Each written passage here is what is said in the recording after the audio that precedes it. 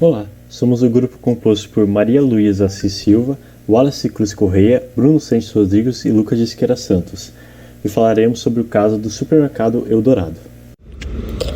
A história do Grupo Eldorado. Mas como tudo começou? A história do Grupo Eldorado começa com o português João Alves Veríssimo, que migrou ao Brasil e iniciou a vida como comerciante em Nova Granada.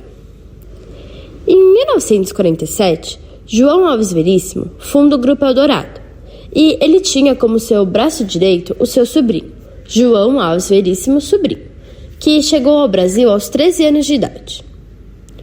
O Grupo Eldorado consistia em shopping center, os supermercados e também expandiu, após um tempo, as atividades comerciais no ramo de atacado de alimento, possuindo unidades em várias cidades, que entre 1960 e 1970 se tornaram o maior polo de atacadistas do país.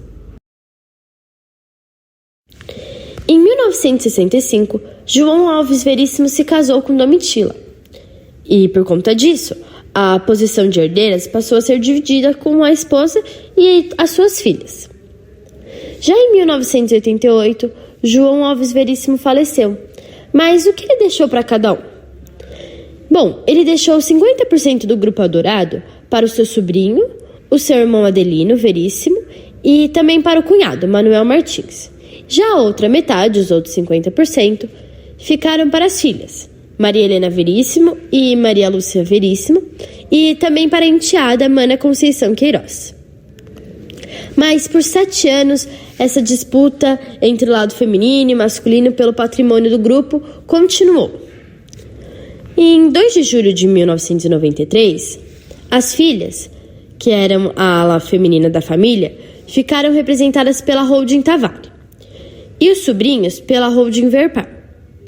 E eles firmaram um acordo de cisão, em que a ala feminina ficaria com a rede de atacado João Alves Veríssimo, a refinada de óleo Crovel, 2 fazendas e mais 61 imóveis. Já a ala masculina ficaria com a rede de hiper e supermercados, a Fazenda Itaoca, a Fábrica de Conservas Vegas e o Moinho Paulista. E o Shopping Eldorado, que na época foi avaliado em 350 milhões de dólares, permaneceria sob o controle das duas holdings, então da área feminina e da masculina. Mas, mesmo assim, a ala feminina não concordou. Discordou da avaliação patrimonial e apenas em janeiro de 1996 a disputa acabou. E ficou decidido que a Verpar, que era a holding da área masculina, ficaria com os supermercados, o Moinho Paulista, o Vega, que era a empresa de conservas, a Crovel de óleos e a rede de atacado, e a Tavare, holding da área feminina, ficaria com as propriedades, então os terrenos, sítios, armazéns, fazendas. E as duas empresas ainda decidiram manter a sociedade no Shopping Eldorado. Mas com tudo isso, com toda essa disputa, o império dividiu e foi perdendo força. E o Grupo Eldorado nunca mais foi o mesmo. Bom, depois de tudo isso, de todas essas divisões, em dezembro de 1996, a rede francesa Carrefour adquiriu 50% da sociedade Eldorado, de João Alves Veríssimo Sobrinho. Bom, nesse negócio estimado entre 200 milhões e 250 milhões, foram envolvidos os 8 hipermercados da marca, em que 7 ficavam no estado de São Paulo e 1 em Campo Grande, no Mato Grosso do Sul. E o Shopping Eldorado, ele não entrou no negócio. Então, os antigos donos do Eldorado, da ala masculina, ficaram apenas no conselho de administração do Eldorado e o João Alves Veríssimo Sobrinho virou o presidente do conselho, que teria 6 membros, 3 de cada grupo. Olá, eu sou o Bruno e eu vou falar da parte 2 do nosso roteiro. Então, o Grupo Eldorado passava por problemas. Na parte direita do slide, eu estou mostrando uma imagem de um supermercado Eldorado pegando fogo. No Natal de 1986, ocorreu um incêndio num supermercado em Campinas. Os bombeiros apontaram que a localização apresentava irregularidades na prevenção de incêndios. Sendo isso um fato isolado ou não, o incêndio certamente não contribuiu para a venda do grupo 10 anos depois. Na década de 90, após a morte do fundador João, a família estava dividida por conta das disputas por patrimônio interno, e o Grupo Eldorado estava se desgastando. Talvez por estarem ocupados com as disputas, eles não se atentaram suficientemente aos problemas que estavam surgindo para o negócio. O grupo estava enfrentando a nova concorrência de outras empresas multinacionais que estavam adentrando o mercado. Essas empresas traziam inovações nas formas de trabalho, como o toyotismo nas suas operações de fábrica, mudança de layouts nos supermercados para maximizar as vendas e o aumento da produtividade dos colaboradores. O grupo Eldorado não conseguiu parceria para injetar dinheiro na modernização dos seus próprios supermercados e não estava conseguindo acompanhar as inovações que estavam sendo trazidas pelos concorrentes. O faturamento do grupo estava em queda e eles não viram alternativa senão vender. Para ilustrar o faturamento do grupo em queda, eu trouxe uma imagem de uma ação caindo e uma pessoa frustrada se lamentando.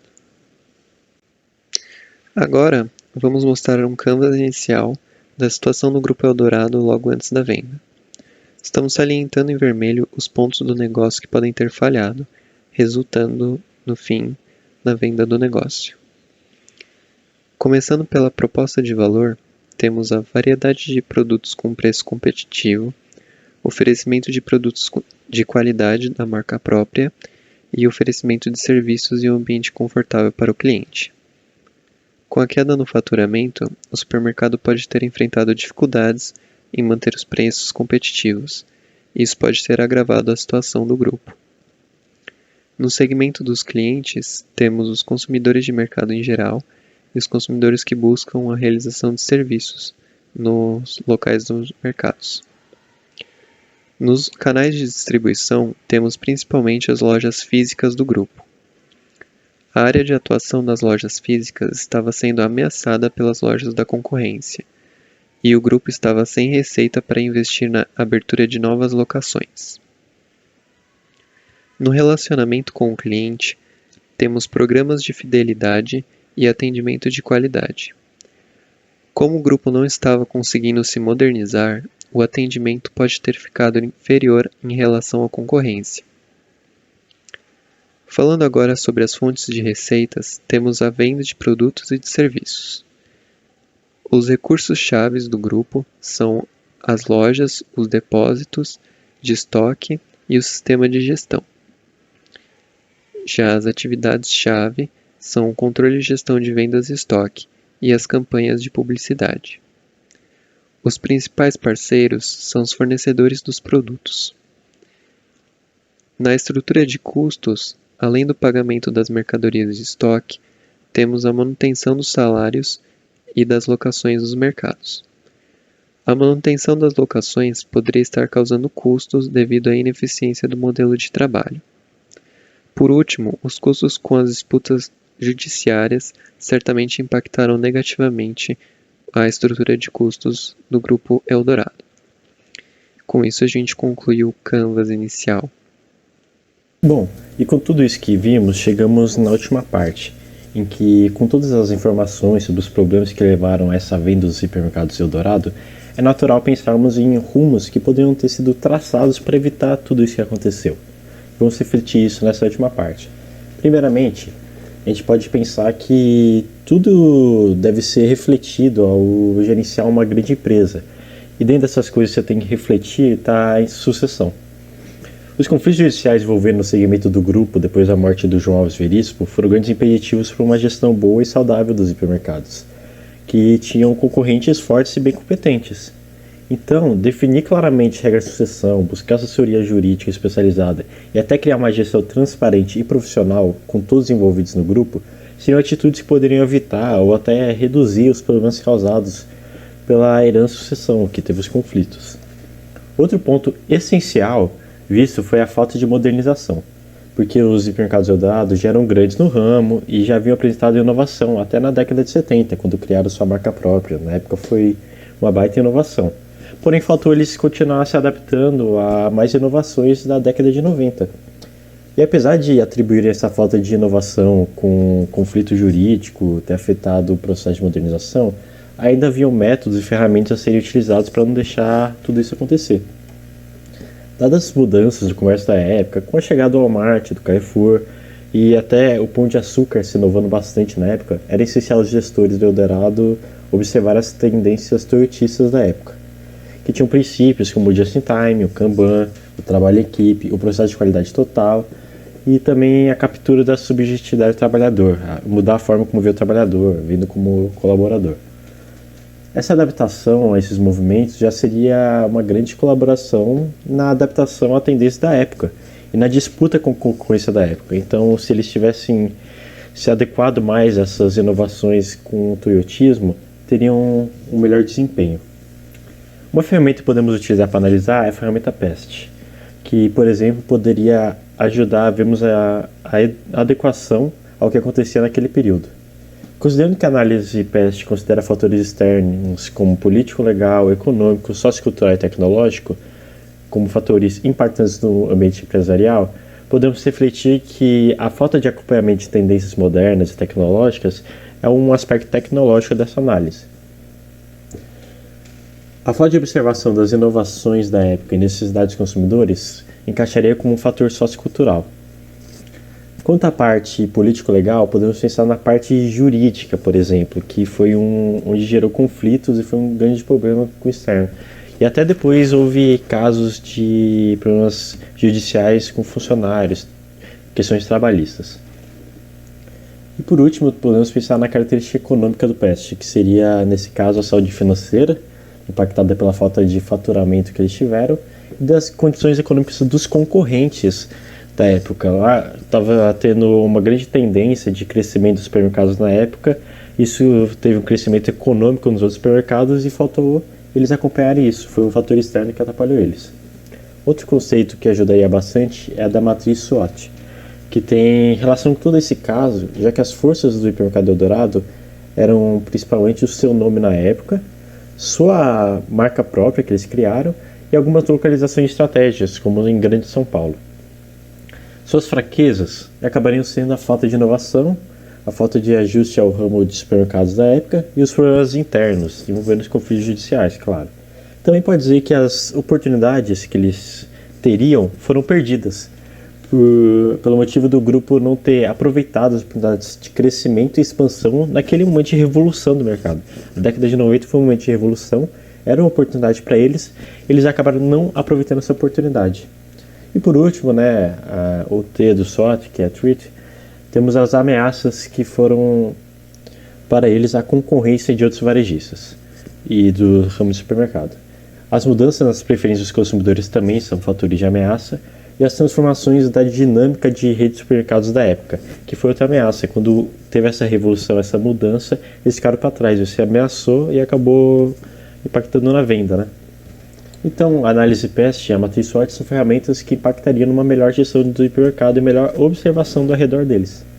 Então, algumas medidas que poderiam ter sido tomadas naquele tempo, como investimento em modernização e inovação, adoção de uma cultura de inovação, fortalecimento da gestão, com processos internos bem estruturados, liderança ativa, competente, além do monitoramento do ambiente externo e estudo das tendências mercadológicas do ramo, são algumas medidas que poderiam ter ajudado a evitar essa venda.